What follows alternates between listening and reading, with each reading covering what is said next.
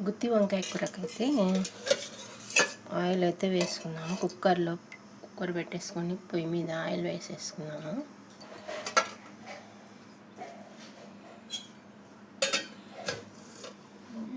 గుత్తి వంకాయకైతే తరిగి పెట్టుకున్న వంకాయలు 4 భాగాలుగా తీసుకున్న వంకాయలు, వాటిల్లోకి అయితే ఉప్పు, కారం, పసుపు, కొబ్బరి, ధనియాల పొడి మిశ్రమాన్ని అయితే మిక్సీ పట్టుకొని వాటిని మిక్సీలో గిన్నెలో నుంచి తీసుకొని 4 భాగాలుగా కట్ చేసుకున్న వంకాయలలోకి స్టఫ్ చేసి పెట్టుకోవాలి. అవైతే ఇలా ఉన్నాయి. ఇప్పుడైతే తిరువాత పెట్టేసుకున్నాము. వాటిలోకి తరిగి పెట్టుకున్న ఉల్లిగడ్డ, కరివేపాకు వేసేసుకున్నాం.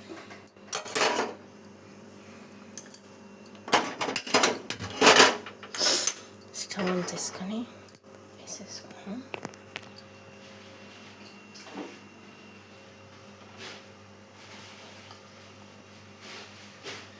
కొంచెం పసుపు,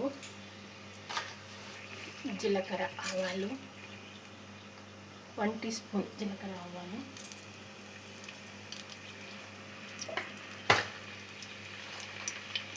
రెండు రెబ్బలైతే మిరపకాయలు,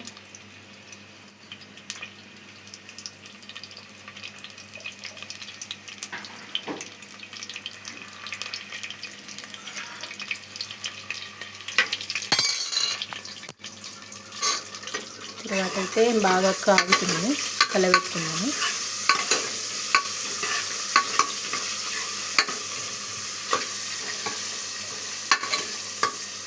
గుత్తి వంకాయ మిశ్రమాన్ని ఇందులో వేసిద్దాము. అవన్నీ స్టఫ్ చేసుకున్న తర్వాత వంకాయ కూర, గుత్తి వంకాయ ఆంధ్ర వంట, టేస్టీ వంట.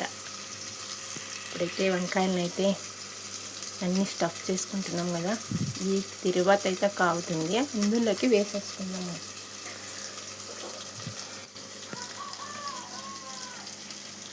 ఓకేనా?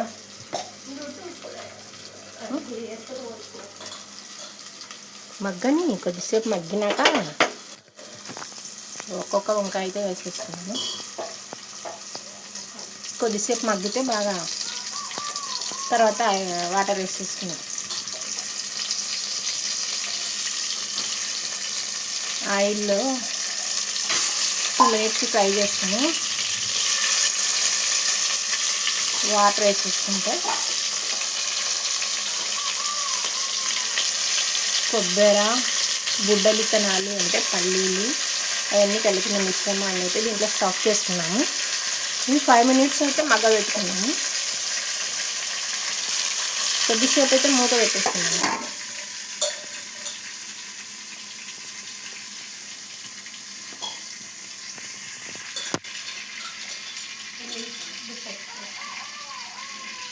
సరే, 2 మినిట్స్ అయితే అయిపోయింది.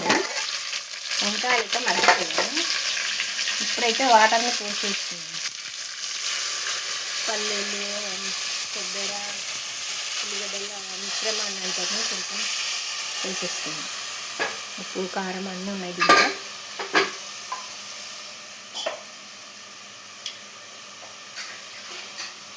మిశ్రమం అయితే మొత్తం వేసేసుకొని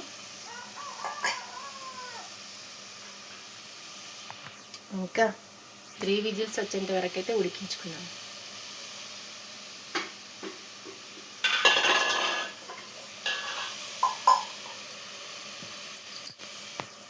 వీటినైతే ఏం కదపొద్దు, ఇలాగే పెట్టండి.